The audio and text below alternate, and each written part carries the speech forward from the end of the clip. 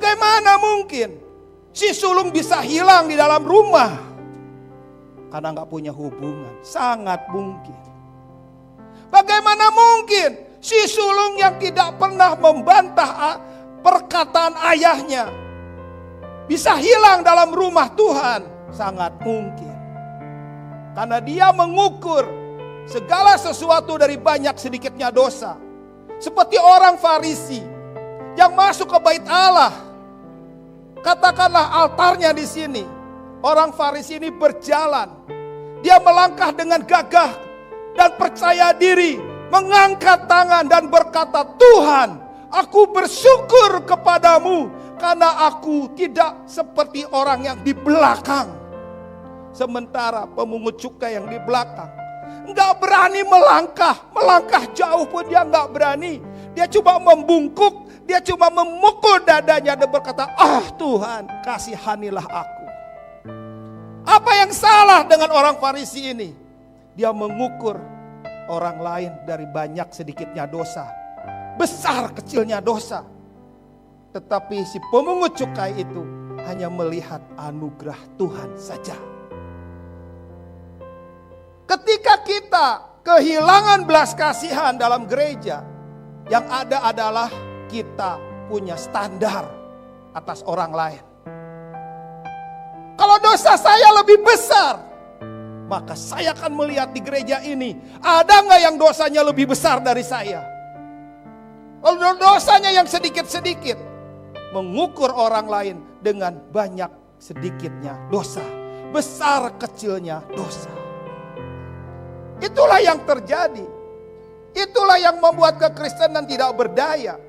Itulah yang membuat si anak sulung hilang di dalam rumah. Waktunya untuk berubah. Bahwa kekristenan bukan aktivitas. Kekristenan bukan jumlah jabatan. Kekristenan bukan banyaknya kita tampil. Tapi hubungan dengan Tuhan dan hubungan dengan orang-orang yang Tuhan taruh dalam hidup kita. Kekristenan itu ujungnya melakukan kehendak Bapa. Kekristenan itu bukan banyak jumlah. Kekristenan itu bukan banyak tampil. Kekristenan itu bukan apa yang dilihat orang. Kekristenan itu apa yang dilihat oleh Bapa yang di surga. Melakukan kehendak Bapa atau tidak. Si sulung itu hilang dalam rumah. Itu bisa terjadi di gereja ini.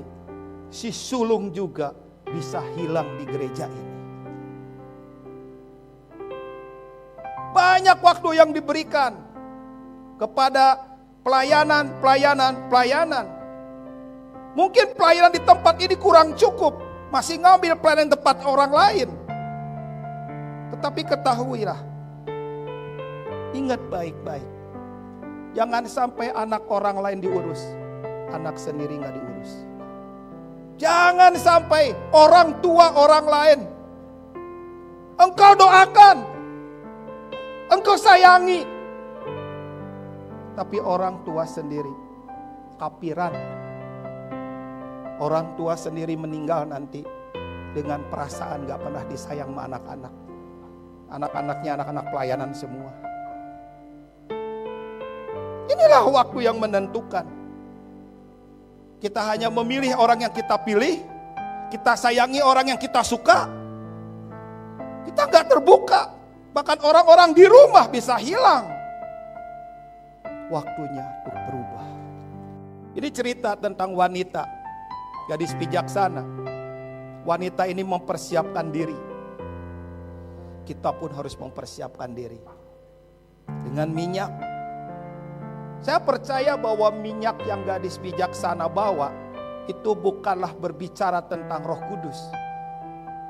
Minyak yang dibawa dalam buli-buli gadis bijaksana itu berbicara tentang minyak kesungguhan, minyak kemurnian, minyak ketulusan, dan minyak pengabdian. Setiap kita menyembah Tuhan, setiap kita melayani Tuhan, setiap kita melayani sesama dalam kemurnian, itu mengeluarkan minyak yang mengisi buli-buli hati kita. Setiap kita pelayanan dan gak perlu dilihat orang, gak perlu dipertontonkan ke banyak orang, minyak itu akan menetes dalam hati kita.